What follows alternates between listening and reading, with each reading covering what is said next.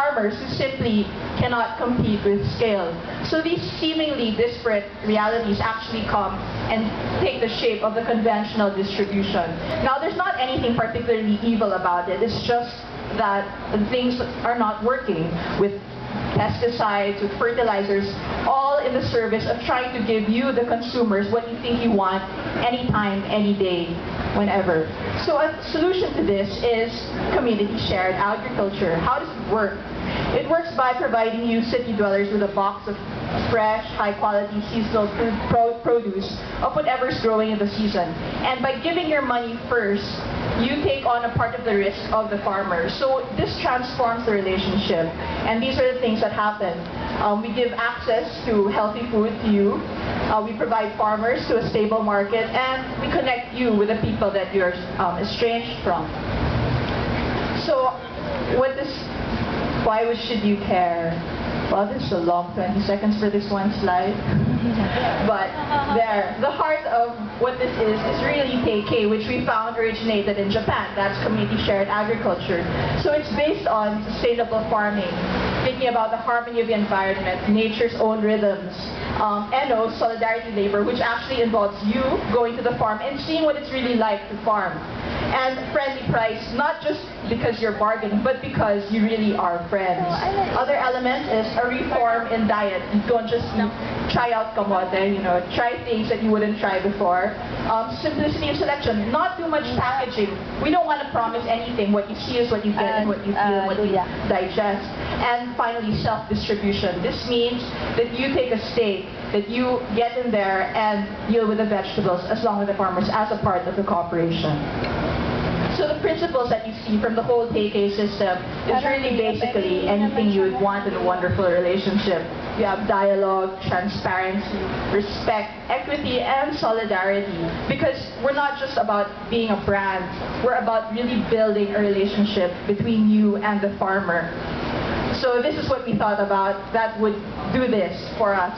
We call it Good Food Company. So by attaching organic farming with you, socially aware veggie consumers, and building a relationship between the two, we have a truly sustainable solution of a continuing farming system that would help not just you, the consumers, but also the farmers and our world as a whole. So how does it work?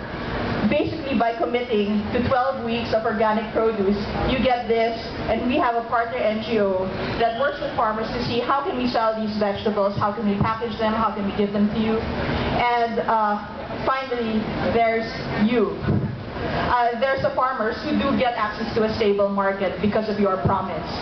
So essentially, we sell it to you for 400 pesos for 3.5 kilos, which is way much more than what you would get for most 1 or 2 people. It would certainly bounce off a lot of meat off your diet if you really want to think about it. You wouldn't need it. But it's not just about the vegetables. It's about really creating community. So we want to encourage you to go to our website, to have picnics with us, to learn how to cook kamote, and do fun, creative things, all in the service of building this whole new way of life. So this is Saru Ishiraku, which is from the Japanese Organic Agriculture Association. He says, if you simply stick to the technical viewpoint that organic agriculture is agriculture managed without the use of chemicals, you will fail to notice many paradoxical problems you face today. So we think about how much we eat, how much we consume, and we're still so empty, or how fast we move, and we're not seeming to get anywhere. I feel like, there is a lot of violence, alienation, and insecurity, and there's so much impersonality and powerlessness to things. It's all like a stock market. The rice goes up and you have nothing, you have no control over it. And you feel like rice farmers or farmers are suffering, but who are they? Where are they? How are they suffering? Everything has become impersonal. And what Pecha is trying to do is bring back what we want this to be. It's not just about farming, it's not just about food, but it's about the realization of a society where life is duly respected. It's not about profits, it's not about losses, it's really about our collective future. And in case you think it's all just me, the lovely thing I learned about development or anything about creating something beautiful is that it's not an individual project.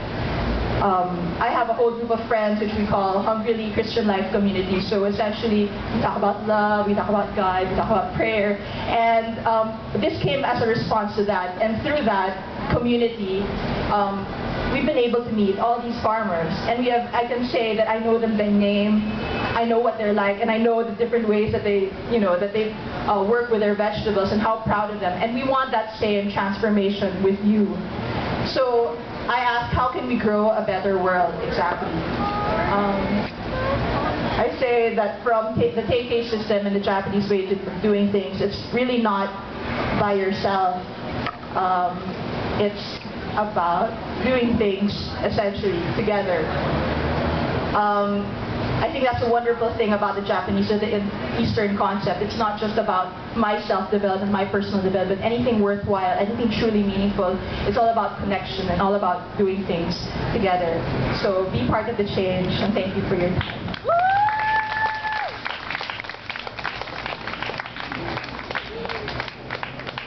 I'd also like to add that Charlene and the Good Food Company, they won the British Council's I Am a Changemaker competition. So they were one of, I think, 3 ventures that were awarded by the British Council. So, yes, subscribing to the Good Food Company is a life-changing experience. I actually